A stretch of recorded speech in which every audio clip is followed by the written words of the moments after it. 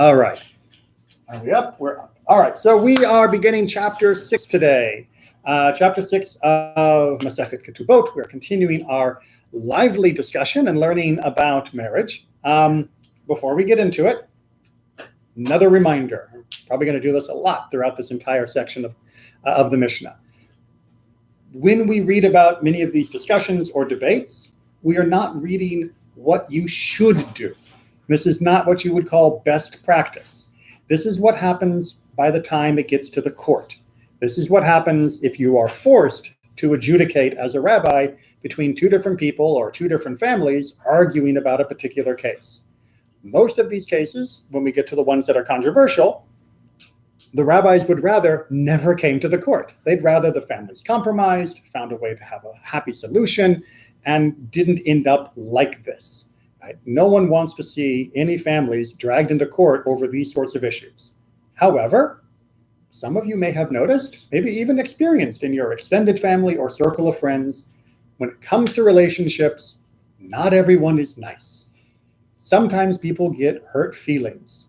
Sometimes people have different expectations. And when those expectations aren't met, they get angry. And when people are angry and people are hurt, they don't always behave at their best.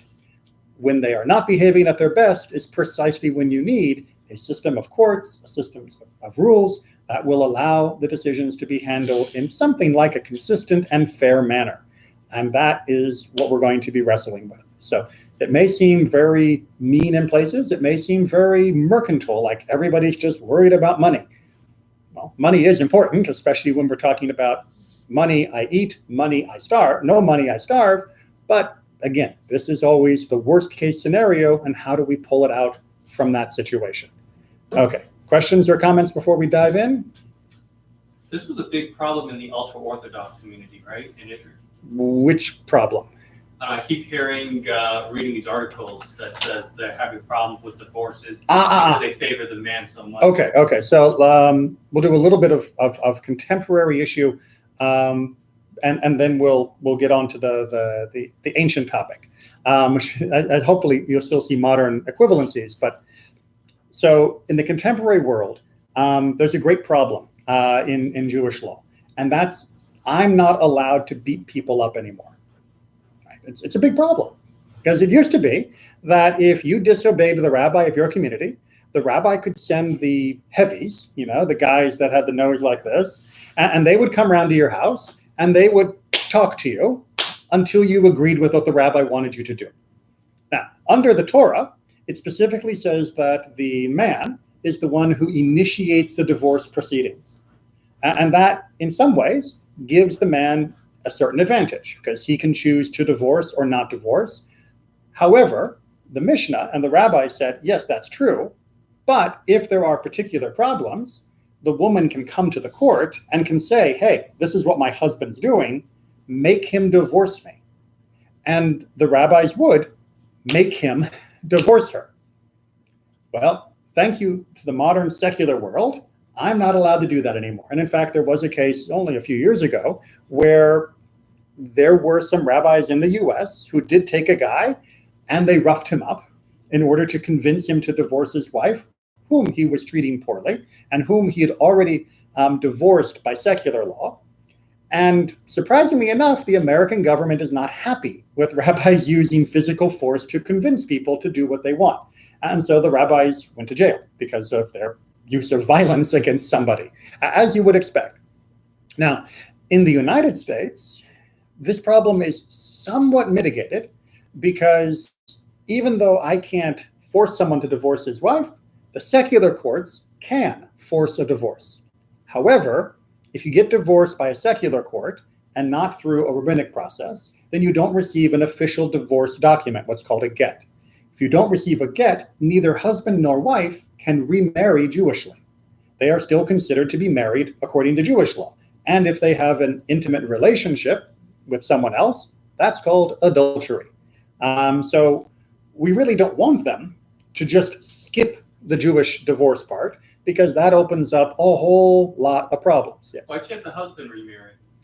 Because we don't practice polygamy in modern Judaism. So there is no rabbi who, well, there's almost no rabbi. There's always some rabbi who would. There's almost no rabbi who would marry a husband who had refused to give his previous Jewish wife a get, a divorce document, because he would be marrying two women at the same time, and that's a problem, especially if he has divorced the other by secular, and that means he's no longer taking care of her. As we saw, that means he's neglecting his duties, which is not allowed under Jewish law. But it wouldn't be adultery, would it?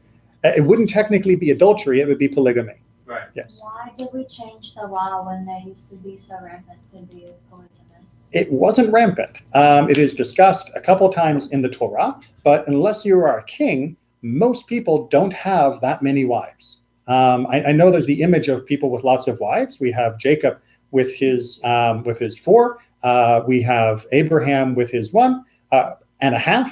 But when we get to Isaac, he only has 1. Yeah, Hagar is kind of a special circumstance. When we hear about most of the 12 tribes, we don't hear about them having multiple wives. Depends on your interpretation of that section in the book of Numbers in Bamidbar, of whether or not he had 1 or whether or not he had 2, and whether or not 1 was just called by 2 different references.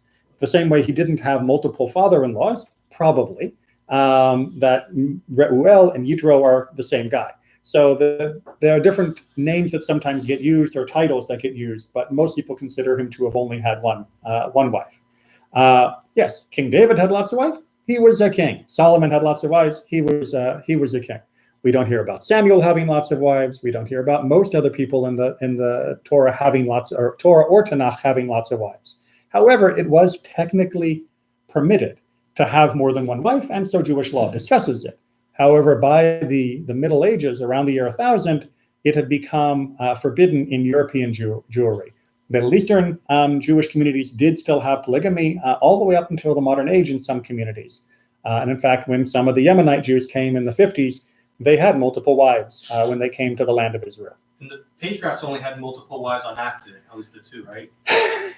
Yes, both Isaac and Jacob weren't planning to have more than one wife. They kind of ended up with more than one wife. Abraham and Jacob, right? Abraham and Jacob, yes. Neither of them set off to have more than one wife. In fact, for most of Abraham's wife, he was monogamous. It was only that he had another wife after Sarah had died. There was serial monogamy rather than, never remarried.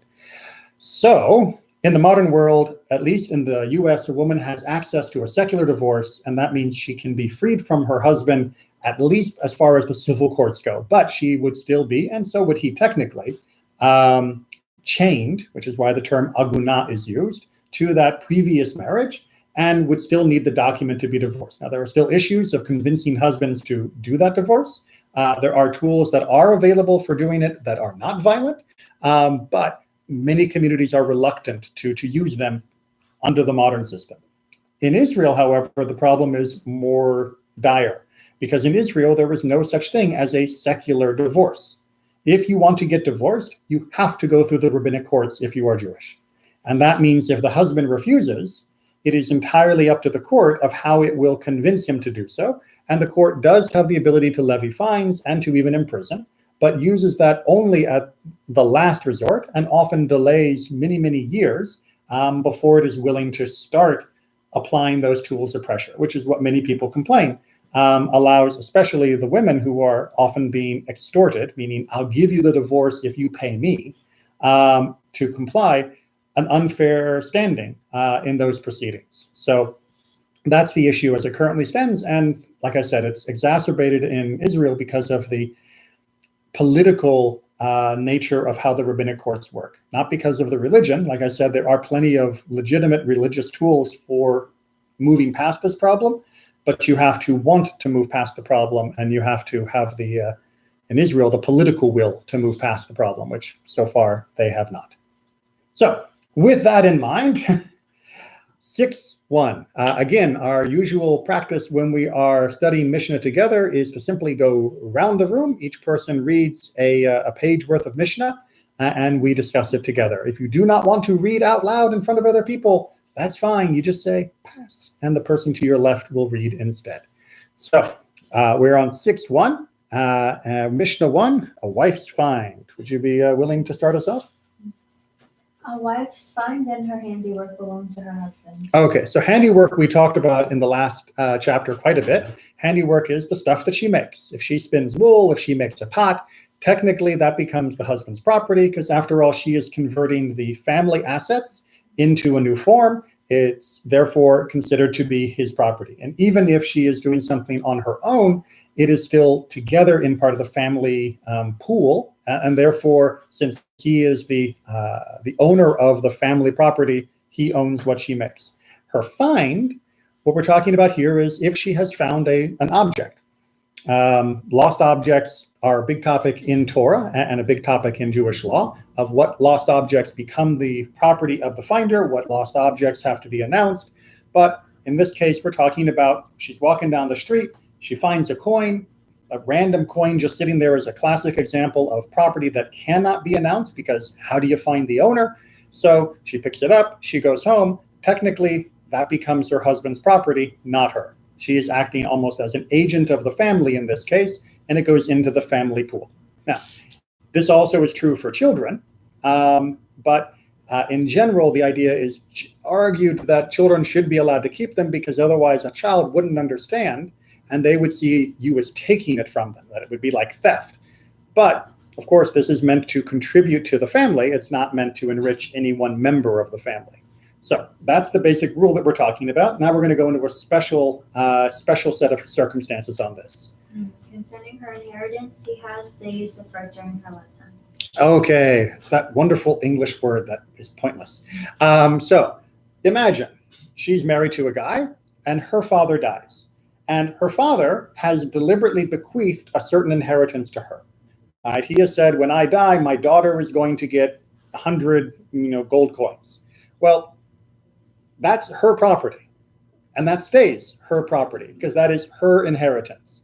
However, if it was, let's say, something like an orchard, the orchard would be her property. The fruit would be his property, meaning the fruit that it produces each year, he would be allowed to take and to sell for the purpose of the family. But the actual property itself would be her own personal possession.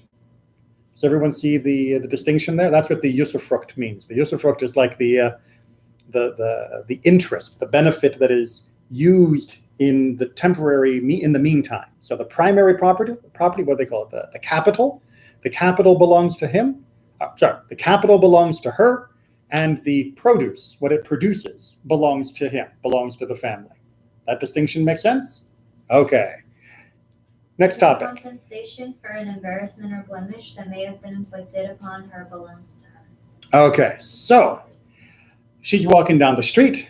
Someone comes up and someone hits her with a baseball bat, right? Horrible situation. So the question is, who gets the tort damages that come from that? Because if I hit someone with a baseball bat, if I hit Natan with a baseball bat, he's going to take me to court, and the court is going to assess a fine to me for my abuse of him. Right? That's the normal thing. But if it was somebody's wife that was hit, who gets the fine? Does it go to her? Does it go to the husband? Or is there some other more complicated system?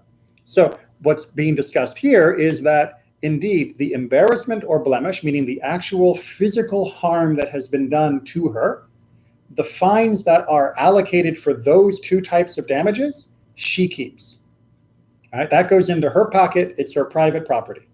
Now, the fine that is given for her loss of labor, which is one of the other forms of fines, that fine is given to her husband because after all, her work would have belonged to the family anyway. So if she's out of work for a week, from the baseball bat, then that lost value goes into the family pot, which is administered by the husband. Does that make sense? I'm not saying that you agree with it, but that was the allocation. Again, all of this was dependent upon the way the economic system worked in the ancient world. Not saying that this is current law, but this is how the law works when you have an economic system like the one they used to. Well, like the one most countries had until very recently. All right. By the way, if you want to know more about that, this also came up in our discussion this afternoon at the Lunch and Learn on the making of a vow, which is discussed in this week's Torah portion. Part A, we're going to get a little tweak to that formula. Rabbi Judah ben Bettara says, if the embarrassment or blemish was inflicted on her on a hidden place on her body, she receives 2/3, while he receives 1/3. If on an open place on her body, he receives 2/3 and she receives 1/3. All right. So basically what they're trying to say is it a public or is it a private damage? If she is hurt someplace that is normally not visible, then it is more damaging to her than it is to the family.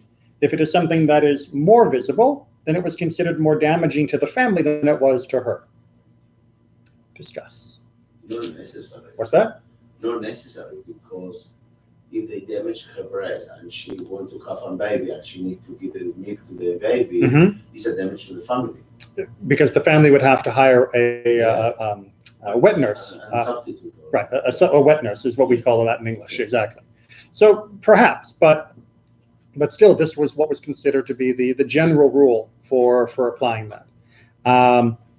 And when we look at part B, we'll see how this sort of works in practice. His share is to be given to him immediately, but with hers, land is to be bought and he enjoys the use of it. Right, so he gets whatever portion is his, he gets. Whatever portion is hers, she uses to buy land. And again, the produce belongs to him, but the land remains her property permanently. Then she has nothing after the year of the Jubilee if they bought land, right? So it depends on which time zone we're living in. If we're living in a time when the land does return under the Jubilee law, then perhaps the land would return. But if we're living in a time after that, then no. But the value is always assessed according to those means. And she can always sell the land herself if she wants. Right? She is now technically the owner. I thought the decision on what to do with it belongs to him, no? I don't believe so. I don't believe he gets to decide how to dispose of her personal property. Okay, we good? Okay, 6-2.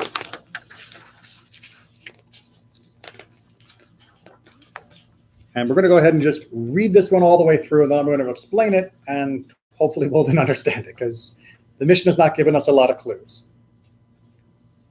If a man agreed to give a fixed sum of money to his son-in-law, and his son-in-law died, the sages say that he may say, I was willing to give to your brother, but I am unwilling to give to you.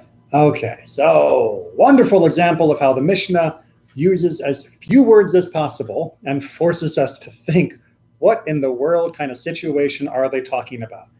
His son-in-law, his brother, what? So here's the scenario. The father of the bride says, Frank, you're going to marry my daughter. Wonderful. I'm going to give her a dowry of 100 gold coins, right? Very nice, very generous or whatever. And Frank says, that's amazing. And they have the engagement party and Frank dies. Right, before the marriage is complete, before the 100 gold coins, therefore, is delivered.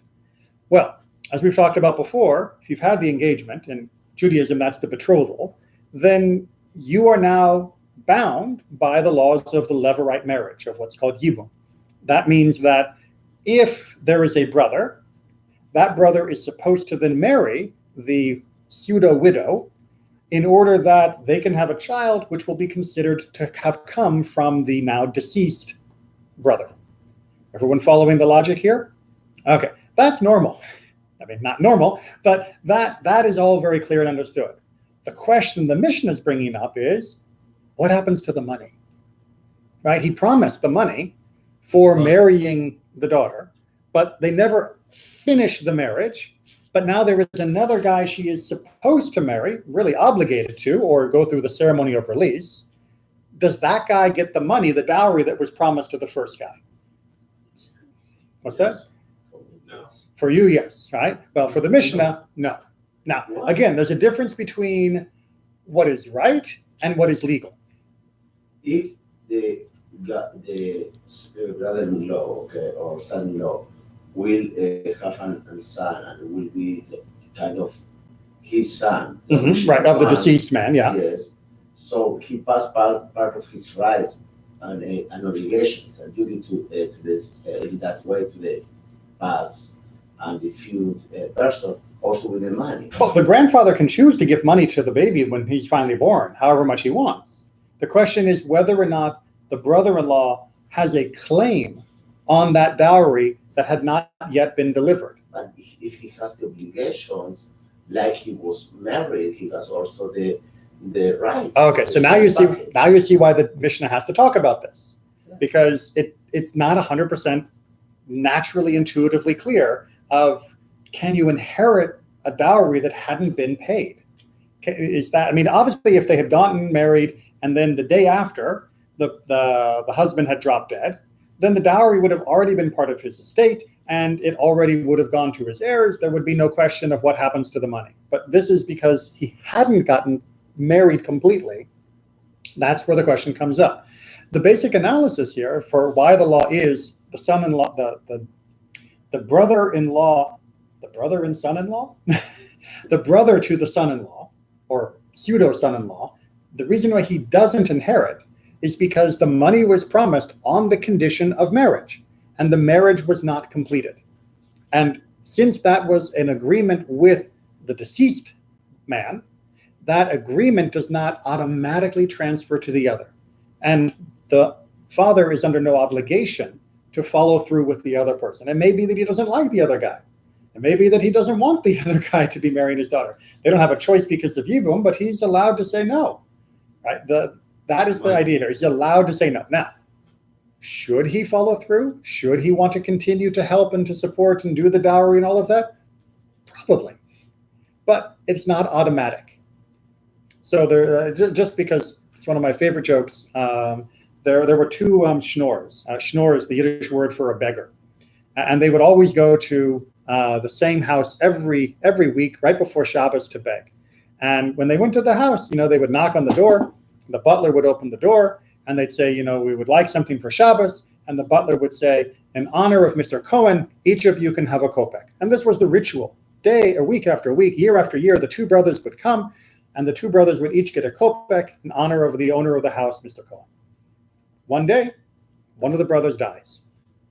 So the next Shabbos comes along, he knocks on the door opens, the man says, for Shabbos, and the butler gives him a kopek. And the schnorr, the beggar, says, what are you talking about? Every week you give us two. And the man says, yeah, but your brother's dead. And he says, and who inherits, me or Mr. Cohen? Right? The beggar was thinking, I should inherit the money that Mr. Cohen would give to my brother. That should be mine too. Right? That I should be getting two kopecks now because I inherit my brother's begging. That's kind of the same issue here. As my brother is dead, that doesn't mean I inherit what he had expected to receive.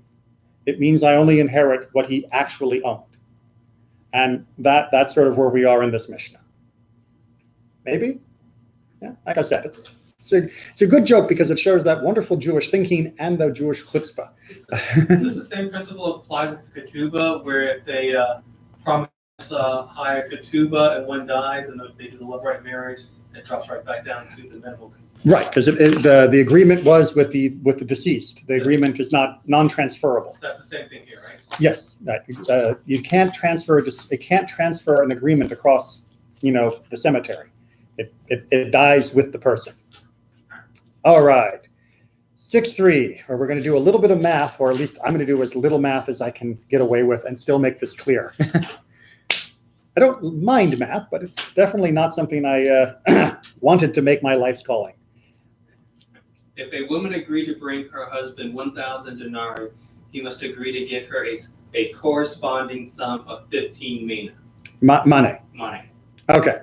So what this is trying to talk about is how you write a ketubah when the woman is bringing especially a substantial dowry. If she is bringing in quite a quantity of cash, then when he divorces or when he dies, there's an expectation that she will get back what she brought, right? So it's like, if I show up to the marriage with 1,000, when you die or you divorce me, I expect to get my 1,000 back because that 1,000 is attached to me, says the bride, not you. So this is one of the ways that we know that when the rabbis were talking about dowries and all of that, they were not talking about bribes to husbands to buy the daughter. take her off the father's hand. Yes, there was always considered to be a certain gift that was offered as a way of saying it's wonderful that my daughter is getting married, but that gift was considered to be with her, not a bribe to the guy. So that is considered to be reciprocated in the ketubah, in the money that will go to her if he divorces her or if he dies before her. So the question here is, why does the amount go up in the ketubah? Why does the ketubah mean that she will leave with more money than she brought? And the explanation that's given is simple. It's called the interest. So she brings in 1,000. She's going to get more when she leaves because for all the time that they were together, he got to use that 1,000. And whatever he did with it, if he was buying merchandise, growing crops, whatever, it should have grown in value between now and when they die, or when he dies, or when he divorces her. Of course, this also means that there's a nice obligation to him that he is responsible to use it wisely, because if he plans to divorce her, he will be on the hook for having grown the asset. Make sense? So he can't just go to Vegas with the money that she brings. I guess he could if he knows he's going to win. Does that make sense so far? Okay, part 2. As a corresponding sum for appraised goods, he agrees to give 1/5 less. Okay, that is for the first part of our sentence. Part 1, of our Mishnah was talking about bringing in a value that was for property. But if you're bringing in value for something that is appraised, jewelry, furniture, clothing, a donkey, something that someone has to look at and say, how much is this movable property worth? Then there was always considered to be a nicety to slightly increase the value when considering how much she was bringing. So, if she brings in 1,000 worth of appraised goods, the husband would always increase that by 1/5 in order to honor what she was bringing to the family. Does that make sense? Right? Rather than trying to sort of be too precise, which could be considered insulting, of like, well, let's see, this donkey is worth $1.96. Right? You just round it up, right? It's $2, right? You just put a little cushion around whatever she's bringing in order to not make it seem like she's bringing too little. And therefore, if you're going to have to really do the strict value of what he's on the hook for, you don't use the honorific value, you use the actual value. So sure, if you want to honor her, you'll write down she brought 1,000 plus 1/5. However, if you're going to pay her, you're going to pay her the 1,000. You're going to deduct from the honorific level back to the original appraised level. Is everyone following that? Don't make me draw math. The idea is that when they value what she is bringing, they have a real number, and then they artificially inflate it to give honor to her and her family. But when he's on the hook for paying her back, you use the real number rather than the artificial number. Okay. Is the reason why one is they don't do that is because it's you said property, but it looks like they just talk about straight money. Like cash, right, you can't artificially value cash. You can't artificially value cash, but you also would expect cash to increase. Right, but I mean that you said property the first time, it's cash though, right? Right, because it's cash or property. Because property can be artificially valued, right? Property can be artificially valued, yes, but usually it was considered something that would not just be a question of its value, but its productivity. Whereas a necklace, you don't consider its productivity, right? It's not going to increase the value of your household over the time because it's just going to sit there looking nice. That's why you invest in land, not necklaces. And we have a real estate agent over here if you'd like to know more. Onward. Otherwise, if you requested to enter in the ketubah goods assessed at a mina, Mane. his wife must give him 31 selah and a dinar. And if at 400, she must give him goods valued at 500. Okay, so I'm not going to try and do the math on this. I want to show you the math on this because otherwise I'm going to be writing all day trying to do the conversion rates as well. So you can look in your commentary. You don't have a copy.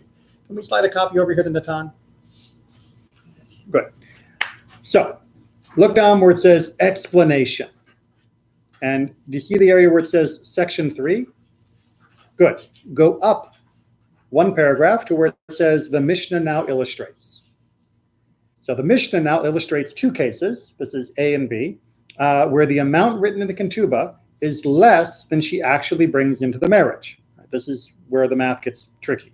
So if he writes 100, she must bring 125 denarii, because 1 sela equals 4 denarii. They're doing the conversion for us.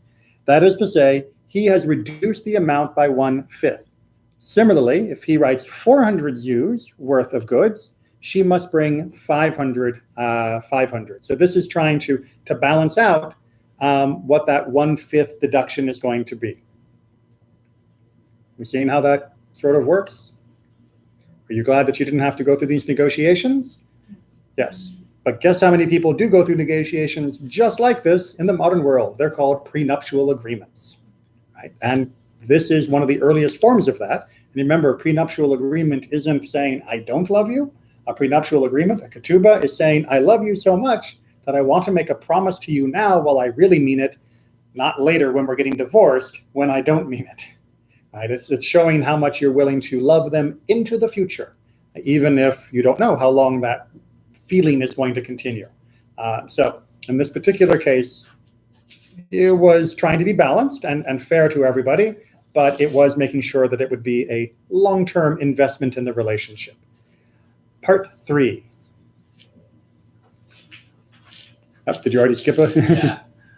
Whatever a bridegroom agrees to give his wife in her ketubah, he writes 1/5 less than the appraised value. All right, so he has to sort of undervalue what it is that he is giving in order that it is not counted too much against her, what she brought when trying to figure out who owes whom what, or how much he owes her really at the end of the day. Good? Good. You'll also note if you see a modern ketubah that we don't normally go into this level of detail. In the modern ketubah, we use a regular formula that is applicable to all people of similar category, whether they're first marriage, second marriage, and such. There are certain formulas that work out. And then we allow the civil courts to take care of distributing the assets in the case of divorce or in the case of death. Because we have found that the modern courts tend to handle these things fairly, and then we don't have to convert things into dollars from zuzim and denarii. All right, so 6.4, yeah, if you will. If a man agreed to give a fixed sum of money Oops, hold on. to son-in-law, I think we're 6.2, yeah? 6.4. Oh, yeah.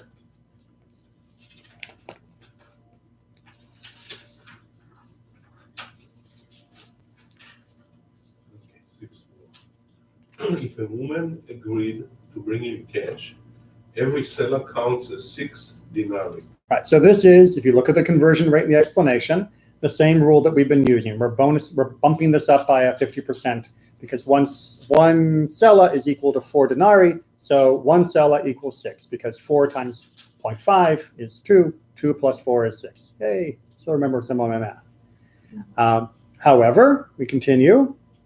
2. The bridegroom must accept upon himself to give his wife 10 denarii for her perfume, basket for kol maneh, which she brings as a dowry. Go ahead. Rabbi Shimon ben Gabrieli said, in all matters, the local usage shall be followed. Okay, and so this is where we're getting into more of the modern world, but the middle part, number 2, is showing that some rabbis wanted to legislate down to how much had to be promised for perfume, right? How much had to be promised for fragrance. And before you think perfume, like, oh, well, la-di-da perfume, having something that smelled nice was really important in the ancient world because nothing smelled nice in the ancient world. If you've ever been on a farm, you've got just a hint of what it was like. If you've ever been to a sewer treatment plant, you've got a hint of what it was like because they had no plumbing, the animals were everywhere you went, and what animals left behind was everywhere you went. People were bathing more regularly than you imagine, at least in the Jewish community, but they were not bathing every day, and they were not bathing with fine soaps and with fine deodorants and all of the other stuff. So having something that smelled nice around was kind of a necessity, not just a nicety. So this is not about making sure she has Chanel. This is about making sure that there's a decent fragrance around. However, Shimon ben Gamliel says, no.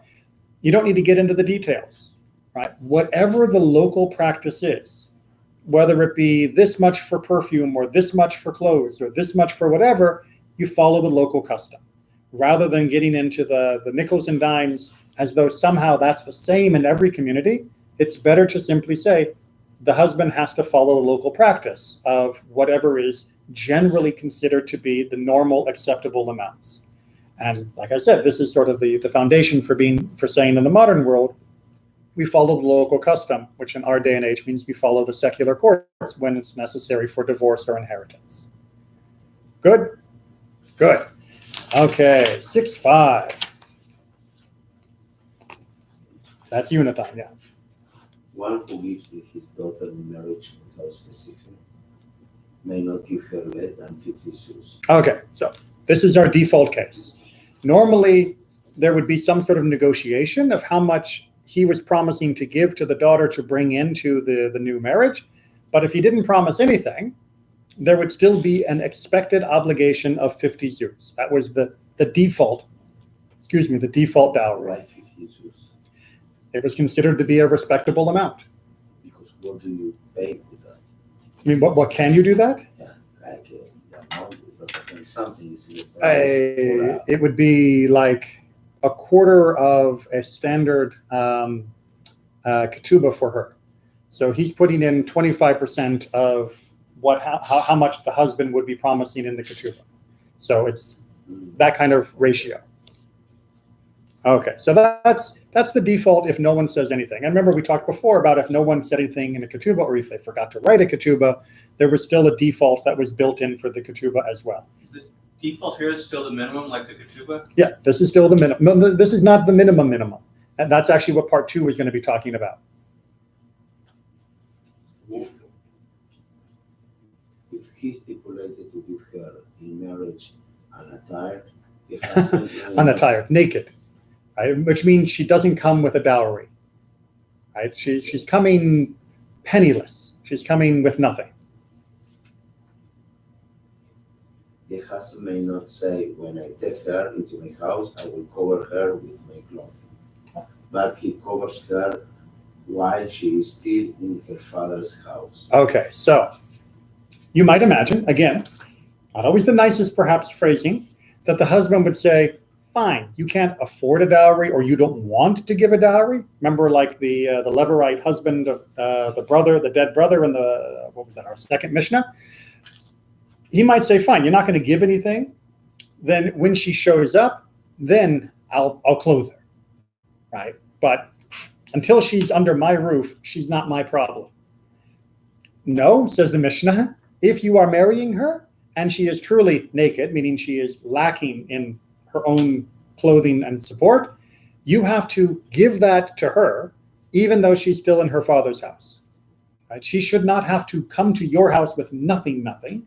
You have to give it to her, and then she will bring it with her. Why? Why? What is the logic? Because it is humiliating.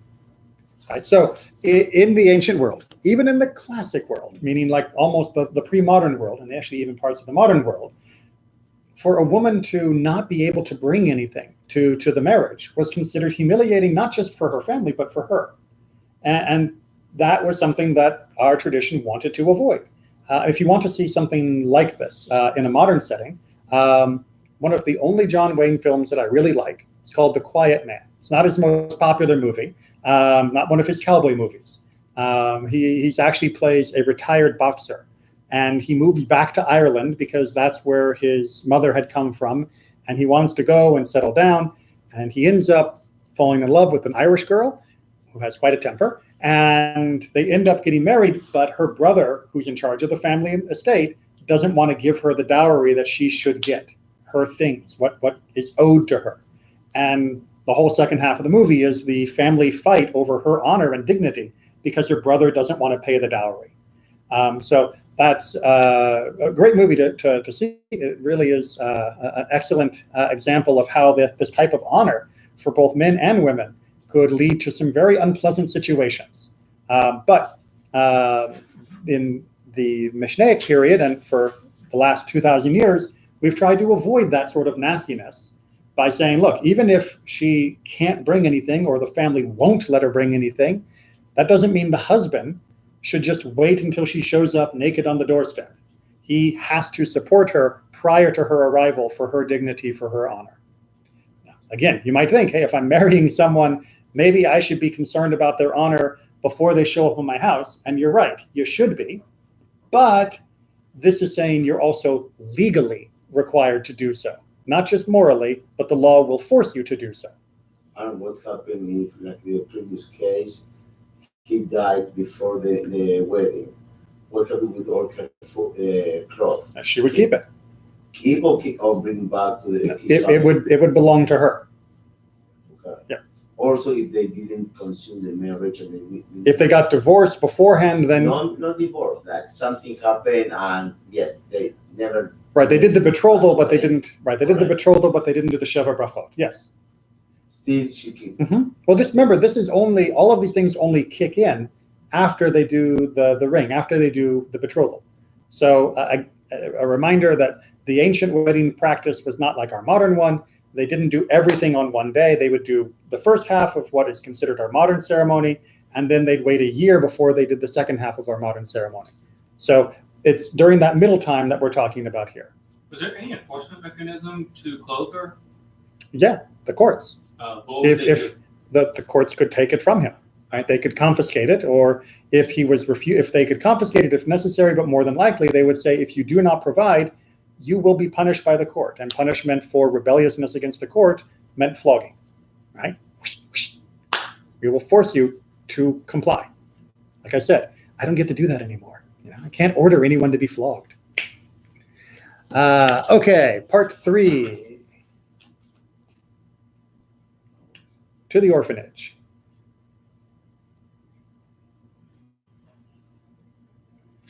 And likewise, one who gives an orphan in marriage may not give her less than 50 sous. Go ahead and read the next If sentence. there is in the fund, they support her according to the honor due to her. Okay, so orphans in the ancient world were a little different than orphans now. Right? Orphan now, like Little Orphan Annie and all of the other stereotypes that are seen in most modern depictions of orphans, are usually anonymous. Generally speaking, we think of orphans as being somebody who was left on the doorstep. We don't know who their parents were. But in the classic world, that was exceedingly rare. Most of the time, an orphan meant the parents had died. Right? They had starved to death. They were killed in a war. They caught a disease. The parents are dead. And now we have, little Frank, and there is, or rather, we're with a woman here. We have little Frankella. I need a better name for her. Little Frances. We got little Frances, and it's time for her to get married, but we don't have any money in the estate to give her. Then the community would give money so she would go in. She should not go penniless or zerzinless into her marriage. The community had to. This is considered one of the highest obligations of tzedakah, of charity in the ancient world. They had to support both that she could find someone to marry, that someone would marry this orphan, as well as that she would not enter the marriage with nothing. She should be able to bring something. And if she happened to have come from an illustrious family, then the community should try to help her still be able to celebrate her new life in a way that was comparable to what she might have had if her family had not been killed. That's what they're talking about in that last part about, to the dignity. The ancient world, really up into the modern world until people got callous, was very concerned with a person's feeling of personal dignity and self-worth and respect. And even when it came time to doing tzedakah, we wanted to make sure not only that we met a person's basic human needs, but we also wanted to meet their basic dignity needs. Good? Good. That's something, by the way, that we always try to keep in mind when we are doing tzedakah in any form, that we do it in a way that doesn't humiliate the person that is receiving. Ketubot 6:6. I believe we're back around the table. If an orphan was given in marriage by her mother or her brothers with her consent, and they gave her a dowry of 100 or 50 sous, she may, when she reaches majority age, legally claim from them the amount that was due to her. Okay, so yes, she can be given in marriage while she is still young, and she can be given in marriage even by those who are not legally able to make a marriage declaration. That is to say, typically it was the father who had the legal authority to arrange for the marriage when a child was still young. So in this case, the father is dead. One of the other relatives, a mother, a brother, is the one who is arranging for the marriage. When she is actually old enough, when she is of legal age, then she has the right to claim it. Even though this arranged marriage was being arranged by someone who was less authoritative than the father, she still has the right to claim the zuzim, the dowry that was her right. Does that make sense? Once again, mentioned before, but it bears repeating, this does not mean that girls were actually being married and taken into the wedding chamber before they were of legal age. It just means that the betrothal, the arrangement of the marriage was done before she might have been at that age, and it still required her consent before the marriage could go forward to its final consummation. Right? Girls were not being married against their will, and if they were, it would be in violation of Jewish law. What happens in the situation that an orphan doesn't have any relative? Like when The community chips in. But the community can agree on wedding for her and match for her. They can prepare it. So that means they can say, you know, we believe this is a good match for you, and the potential husband would be, you know, chosen, and his family would also agree. And then when she reaches age, she would be able to give her final consent, and then the community would pay to make sure that she went in with enough. But it's not kind of social pressure, because she knows that she depends on the community, and if she say no when the community is paying everything for her, of course there's social pressure. They can think, oh, that she's refusing, she's become to be like a princess. Do you mean that in some weddings people get married because they think it's what their family or their community wants them to do rather than what they truly in their heart want to do? That still happens today to people who are not orphans and to people who are not poor. Right? Lots of people, not the majority, but too many, and I've met some of them, got married because they thought that was just what was expected of them. They thought that was just what they were supposed to do. You know, well, you know, we've been dating for 4 years and I didn't have anything else to do, and she was looking at me, or he was looking at me, or my parents were pushing, or his parents were pushing, people were asking when we're going to get married. And so we decided we would get married, and then 5 years later we're divorced, right? Because they didn't really want to get married. They didn't know what they wanted to do, but they thought everyone else wanted them to, and so they went ahead and did it anyway. So yes, absolutely, this community can sometimes apply pressure, sometimes overtly. Sometimes the community will actually say, because she depends on the community completely. This is what you need to do and you should agree with it, you know, listen to us. Sometimes it can be even aggressive, which is not right, but sometimes just subtle pressure. You know, everyone can just say, oh, it's so great, you know, we worked so hard to give you this opportunity. And she and he, because there were also boy orphans who the community would help arrange from the other direction, would feel that, you know, the community had done so much, I sort of have to go along with what they've said, and I should do it now. They always legally had the right to resist, but sometimes people don't use their rights because they don't want to be a bother. They don't want to make trouble. They just want to do what people have said. You know, imagine someone whose parents have prepared this massive, elaborate wedding, and 3 weeks before, they catch their soon-to-be spouse cheating on them. How many times will they say, I'll forgive him or her and we'll go ahead with the wedding anyway because I don't want to call it off because my family will be so disappointed? Like, really? That you don't want to disappoint your family, so you're going to get married to someone that you can't trust anymore? Yes, there are people who do that. Is a marriage not legally consummated without a ketubah? In the modern setting, there are some authorities who will use that as an extenuating circumstance if they can't secure a Jewish divorce, if they can't get a get. But in the technical terms, no.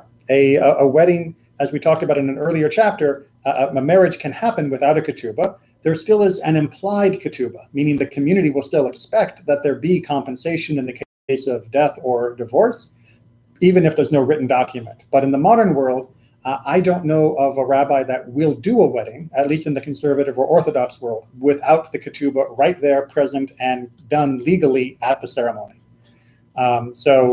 I mean, without going through the ceremony of it, if it's a Jew and a Jew, Mhm. and there's a ring, and they have relations, Yep. that they consider married. So take, for example, a very real situation that's come up a number of times in my career.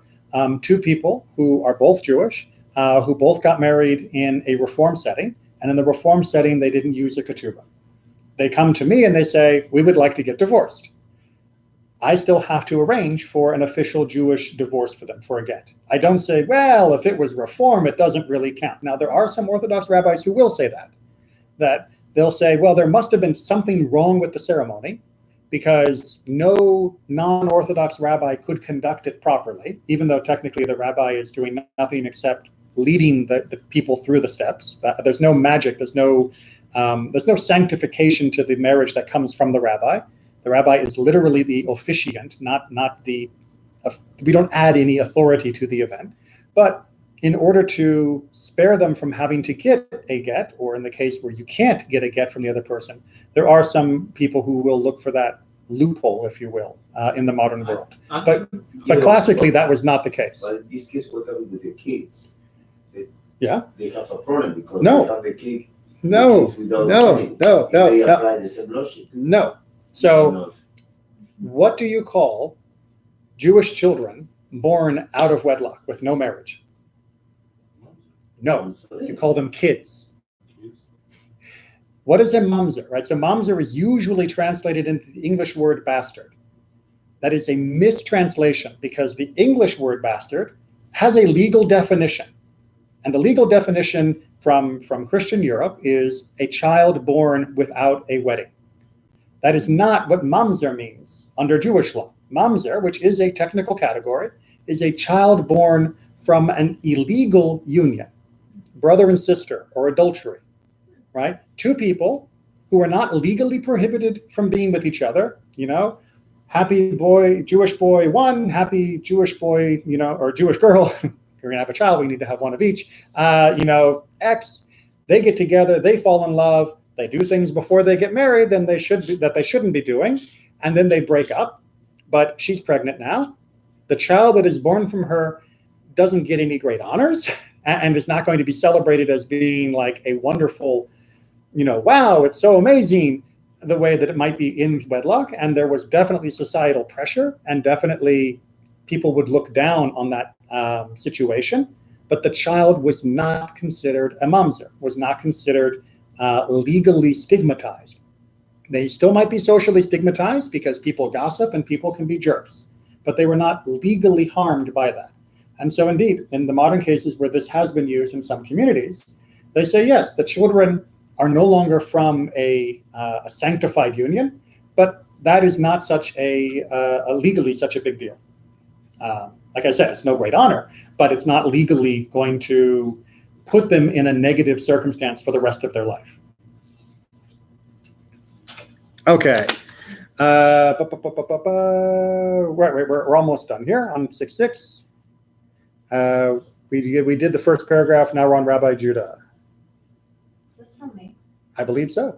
We had a long digression. Rabbi Judah says if the father had given his first daughter in marriage, the second must receive as much as the first. Whoa, wow, look at that. Actually treating your children somewhat equally. What a concept. So yeah, that if you do the wedding due for the first, the second one's got to get equal, because you're not allowed to humiliate the second daughter by shortchanging her. And what happens if the economic situation change? So if your economic situation changed, then yes, that is understood. But this is not talking about when you're now broke. This is talking about you have the ability to do it and you're choosing not to. The community can say, yes, you are. We know that you're good for it. You have to give her the same honor that you gave the older one. I got a question, Rabbi. In the previous Mishnah, it said the dowry was for marrying the specific guy. Right. That's why they could change it if he died. Yep. So it's attached to the man in the first one, and here it's attached to the female. Which mean for the second daughter is attached to the Yeah, first. so how much the second daughter gets is attached to how much the first daughter got. But she's not inheriting the money of the first one. She's not making a claim on the money of the first one. She simply has a claim on her father's money, that it be equal to the first one. So it's a different bundle of money. Right, no, but before it was the father, the same, but the father giving the money to the first one to marry the guy. Right. If he dies, you no longer have to give the money. So it's the money's going to her to marry the guy, and here it seems like it's just going directly to the female, regardless of who the guy is. Well, yes, it is. Now, again, he can, choose to give a lot for each, but this whole point is that you don't want to be playing favorites with your kids. Judaism is very much opposed to that. The whole book of Bereshit, of Genesis, is pretty much a story of what happens when you play favorites with your kids. It never ends well. And so the idea here is that you want to try and remove all of those problems from the beginning, from ground up. And let's go ahead and finish off the last line. The sages say sometimes a man is poor and becomes rich, or rich and becomes poor. Rather, the estate should be evaluated and the appropriate amount given. Right. So as I mentioned to you, Nathan, yes, circumstances can happen. So I was a poor guy, and the first daughter, I gave 10% of my estate to her. And now the next daughter, I'm rich, I hit the lottery, I still have to give 10%, whatever that's now worth. So they do work out relative values if the economic status of the man has changed. So remember, maybe, The first daughter to very happy with these relative values. well, it depends. If she got a lot and then he went broke, she may think, ooh, I got more than my sister did because my dad went broke. But she's also thinking, wait, if my dad went broke, that's probably not good for my family. It wasn't like now where people get married and then just disappear and see the grandparents only on vacation. You live near your family almost always. Sometimes people would move away, but most of the time you lived in the same town. You'd see your family daily. Your family status and your family's prosperity still mattered to you even after you were married. So I don't think anyone was happy that dad went broke so that my sister can't have as big of a party. I don't think that would have been the attitude. All right, I think we can just about bang out 6, 7, and finish a whole chapter in one night. Wow. If a man deposited a sum of money with an agent for his daughter, and after she was betrothed, she says, I trust my husband, the trustee must act in accordance with the condition of his trust, the words of Rabbi Meir. Okay. So what this is trying to say to us is that let's imagine that a father is putting money with the agent. So maybe the father has to go away on a sailing trip, which could take a long time back then. So he goes away sailing and he says, look, I'm leaving you with 100 coins to give to my daughter as needed when there are situations arise. Because again, just like today, parents would often still give money to their children even after they were married. That's not changed. What happens if the daughter comes to the agent and says, oh, that's okay, just give the money to my husband all at once, right? I trust him, and he'll do fine with the money. Rabbi Meir is saying the agent has to do what the father said.